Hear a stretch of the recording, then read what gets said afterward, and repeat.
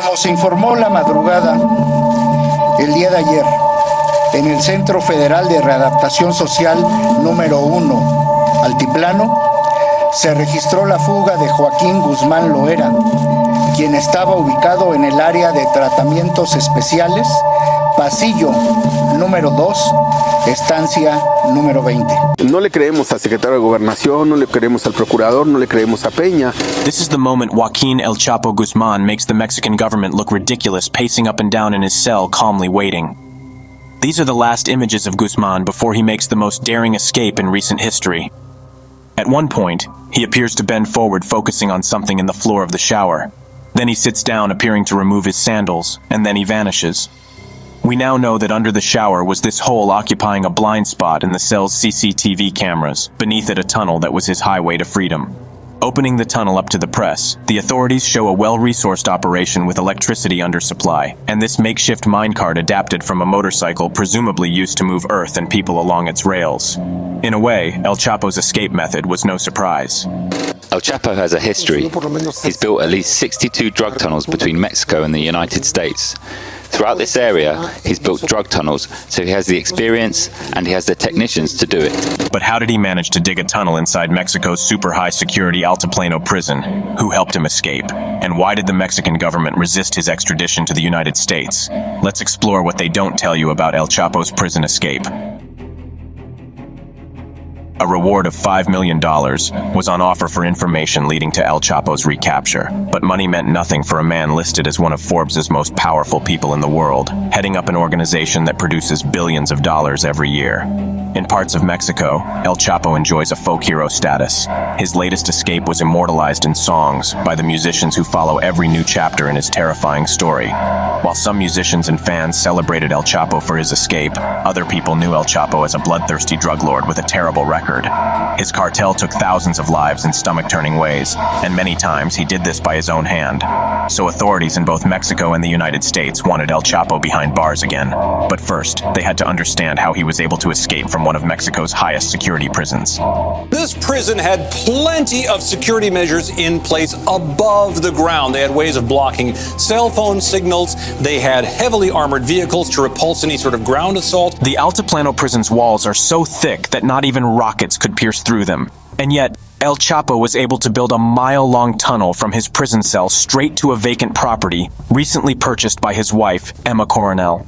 How did he manage to pull this stunt? First of all, he tapped into the expertise of his gang, which has been known to build all sorts of tunnels for transporting drugs and eluding their enemies. And they started beneath a shower, one of the few places where he wasn't being monitored by video 24 hours a day. Chapo's tunnel was, in many ways, state-of-the-art.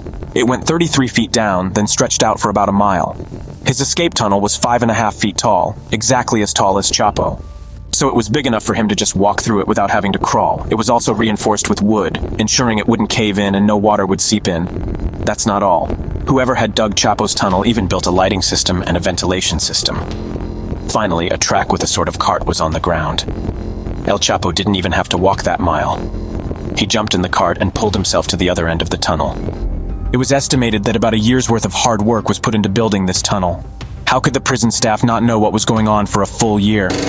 Tom, I mean, we've covered drug tunnels extensively from Mexico into the U.S. I've been inside them. We've heard about new technology that was supposed to help find these tunnels. Could that have helped here? Yeah, you've stood down there, Anderson, and you wonder, how could they not hear this going on? I talked to a geophysicist with the MITRE Corporation, which is contracting with the government to help develop better systems like this. And she told me it's just not that good yet. This is a difficult task. You're 3 stories down, even though you have devices listening for digging, maybe trying to measure anomalies in the earth. They have to be really close before they can tell that something's going on here. Nevertheless, Altiplano prisoners, especially the most dangerous ones, such as El Chapo, are normally visited inside their cells daily. They are surveilled 24/7, and guards even bring dogs inside their cells to sniff out anything unusual. Also, there must have been a fair amount of dust and dirt from the digging. How come no one noticed this? And where did all the dirt go? Reportedly, about 200 big dump trucks would have been taken out to make that tunnel. Were they all taken to the other side of the tunnel? The whole scenario just doesn't add up. In short, it's likely a good part of the staff was bribed to turn a blind eye to the year-long digging that occurred under El Chapo's cell. This wouldn't be surprising. El Chapo had escaped once before, in 2001. On January 19, 2001, a prison guard named Francisco El Chito Camberos Rivera opened El Chapo's electronically operated cell door. Then, El Chapo hopped into a laundry cart that maintenance worker Javier Camberos rolled through several gates and out the front door. Once outside, El Chapo moved into the trunk of a car driven by Javier out of town. When they stopped at a gas station, Javier went inside to pay. El Chapo ran away on foot. He continued to live on the run and rule the Sinaloa cartel for 13 years. When the investigation into his escape began, the authorities discovered some grim stats. In El Chapo's first escape plan, there were 78 people involved, and El Chapo spent a total of $2.5 million split between these people. Apart from the prison guards, El Chapo paid off dozens of police officers so that he would be protected as he escaped the Jalisco state. His 2014 escape, however, was much more complex. This is the tunnel that Joaquin and Chapo Guzman came out of. We're gonna go down and take a closer look. Let's go check it out, guys. Yeah, this is maybe about 20 feet. 25 feet maybe. Next to a cornfield farm in Almoloya de Juarez is the Altiplano Maximum Security Federal Prison. Incidentally, about the same distance the other way is a Mexican Army military base. This geographic location, nonetheless, is where Joaquin El Chapo Guzman apparently escaped from the Altiplano prison from the end of a tunnel located in this property right here. At about 9 p.m., prison authorities inside Altiplano lost visual contact with Mr. Guzman. That is apparently the moment that he chose to escape through this tunnel located in the shower and managed to get to this building right here. Joaquin El Chapo Guzman, the figurehead of the Sinaloa cartel, escaped for a second time, deeply embarrassing the Mexican government and straining its delicate relationship with U.S. anti-drug officials. His first escape came in 2001 when Guzman vanished from the Puente Grande federal prison in the state of Jalisco. By then, Guzman was already the most feared capo in the Sinaloa Federation, a vast criminal organization that sends marijuana, cocaine, methamphetamine, and heroin to the United States and around the world. 13 years later, Guzman was caught again at a hotel in Mazatlan, Sinaloa, with the help of U.S. intelligence. The United States immediately wanted El Chapo to be handed across the border to face drug trafficking charges in U.S. federal court. But Mexican officials said they could handle Guzman's arrest and detention. They even said it would take hundreds of years before the drug lord would be extradited. On Saturday, July 11th, word began spreading that Joaquin El Chapo Guzman had escaped once more. The following morning, officials had an almost unbelievable account to share with the public. Como se informó la madrugada, el día de ayer, en el Centro Federal de Readaptación Social número 1, Altiplano, se registró la fuga de Joaquin Guzman Loera, quien estaba ubicado en el área de tratamientos especiales, pasillo número 2, estancia número 20. The escape came just as President Enrique Peña Nieto and more than 400 guests had embarked to Paris, France, to drum up foreign investment for Mexico. Under pressure, Mexico's Interior Secretary returned to the country to head the investigations. Las instituciones del Estado mexicano, que en 15 meses lograron la detención de este criminal y de otros muchos más, son las mismas instituciones que están poniendo todo su empeño y capacidades para reprenderlo. Osorio Chong later released video footage of the escape from inside Chapo's prison cell. It shows a man identified as El Chapo, pacing, then putting on shoes, then ducking into a blind spot in the camera's coverage, a waist-high shower stall. Chapo then disappears at 8:52 p.m. Flavio Sosa is a social activist and leader from Oaxaca who was arrested on criminal charges that were later found to be false. As a political prisoner held in the Altiplano Federal Penitentiary, he was actually in the same unit of the prison from which Joaquin El Chapo Guzman escaped. No le creemos al secretario de Gobernación, no le creemos al procurador, no le creemos a Peña. No le creemos porque mi voz es parecida a la de muchos mexicanos, ¿no? Y yo que estuve adentro del penal, te puedo decir que no es un penal del cual puedas huir. When Flavio was arrested, he was put in cell 13 of the Special Treatments or Maximum Security Facility. This is the exact same wing Chapo was kept in cell 20. There are only 20 prisoners inside the facility. Celda, las 24 horas está observando la cámara, pero además hay un régimen de visitas especiales a la celda para intimidar y para hacer una revisión detallada de todas las celdas. Ante la pared, y luego ya que estás desnudo, hacer 3 sentadillas, mostrarle los testículos, descubrirte el pene, abrir la boca, levantar la lengua, no debes tener ningún solo objeto. Specially trained dogs and various kinds of tools are used on a daily basis to check that the prisoners don't have any objects on them and that they're not planning their escape. ¿Tenías una regadera en tu celda? Sí, hay una regadera en tu celda porque la hora del baño es a las 5:45 de la mañana. Nadie puede abrir la regadera durante el día ni durante la noche. Flavio revealed one last clue into the corruption inside the prison. Lo que me llama la atención es que el reo que dicen que es el Chapo tiene cabello. Todos los días tienes que afeitarte. Te rapan casi cada 20 días, 15 días. Ahí no se discute, ¿eh? Nadie discute nada. Las son órdenes. Chapo was allowed to keep his hair, so it's very likely the situation was not that different from his first prison escape. He had several staff members on his payroll. This jailbreaker, according to many analysts, has really exposed the degree of weakness that Mexico's justice and security apparatus has. The fact that Joaquin El Chapo Guzman could escape in such a stupendous and cinematic way raises a lot of questions about the usefulness of Mexico's security administrations. This is the opening of the tunnel from which authorities say Joaquin El Chapo Guzman managed to escape from the Altiplano federal prison on July 11th. This tunnel connects to the prison, which is about a mile from here. Authorities told us that we would be entering the tunnel at our own risk, as it was not reinforced all the way through.